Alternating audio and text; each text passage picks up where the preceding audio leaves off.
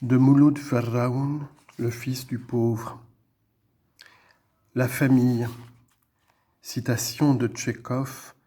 Nous travaillerons pour les autres jusqu'à notre vieillesse, et quand notre heure viendra, nous mourrons sans murmure, et nous dirons dans l'autre monde que nous avons souffert, que nous avons pleuré, que nous avons vécu de longues années d'amertume, et Dieu aura pitié de nous. Chapitre 1. Menrad, modeste instituteur du bled kabyle, vit au milieu des aveugles. Mais il ne veut pas se considérer comme roi. D'abord, il est pour la démocratie. Ensuite, il a la ferme conviction qu'il n'est pas un génie. Pour aboutir à une opinion aussi désastreuse de lui-même, il lui a fallu plusieurs années.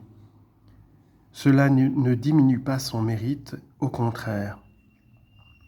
Dès ses premiers mois dans l'enseignement après ses études, il confie à son journal, car il en a un, « Lorsque je rentre en moi-même et que je considère ma situation en fonction de ma valeur, je conclus amèrement, je suis lésé. Le manque de moyens est un obstacle bien perfide. » Ma conclusion ne s'arrête pas là pourtant, puisque je me sens une intelligence si vive avec les vieux livres et les vieux cahiers, rien ne dit que je n'irai pas loin. C'est fait, la décision est prise, la réussite est certaine.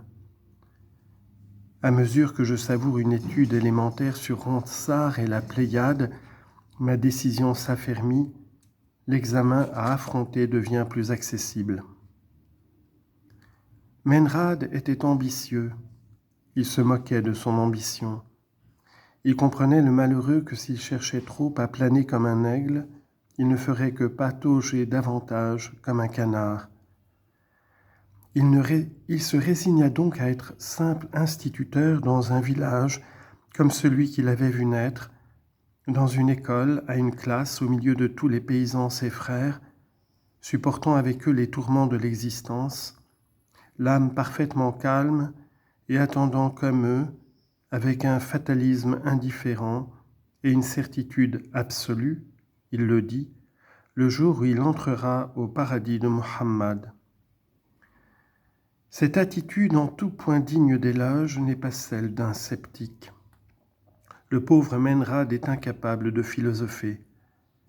Elle résulte du sentiment très net qu'il a de sa faiblesse. Après avoir renoncé aux examens, il a voulu écrire. Il a cru pouvoir écrire. Oh, ce n'est ni de la poésie, ni une étude psychologique, ni même un roman d'aventure, puisqu'il n'a pas d'imagination.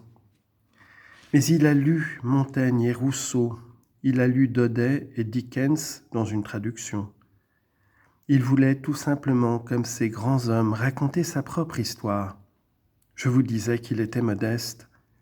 Loin de sa pensée de se comparer à des génies, il comptait seulement leur emprunter l'idée, la sotte idée de se peindre. Il considérait que s'il réussissait à faire quelque chose de cohérent, de complet, de lisible, il serait satisfait. Il croyait que sa vie valait la peine d'être connue, tout au moins de ses enfants et de ses petits-enfants. À la rigueur, il n'avait pas besoin de se faire imprimer. Il laisserait un manuscrit. Il s'est mis au travail en 1939, au mois d'avril, pendant les vacances de Pâques, heureux temps. Devant les innombrables obstacles qui se dressent à chaque tournant de phrase, à chaque fin de paragraphe, devant les mots impropres, les tournures douteuses et les adjectifs insaisissables, il abandonne une entreprise au-dessus de ses forces. Après avoir rempli un gros cahier d'écolier, il abandonne sans esprit de retour, sans colère. Dans sa classe, il y a un modeste bureau tout noir. Dans l'un des 2 tiroirs, le chef-d'œuvre avorté gît aujourd'hui oublié, entre un cahier de roulement et des fiches de préparation, comme le 5e œuf de la fauvette que l'oiseau et ses petits laissent dédaigneusement dans le nid inutile. Nul n'est maître de sa destinée, ô Dieu clément. S'il est décidé là-haut que l'histoire de Menrad Frollo sera connue de tous, qui peut enfreindre ta loi? Tirons du tiroir de gauche le cahier d'écolier, ouvrons-le.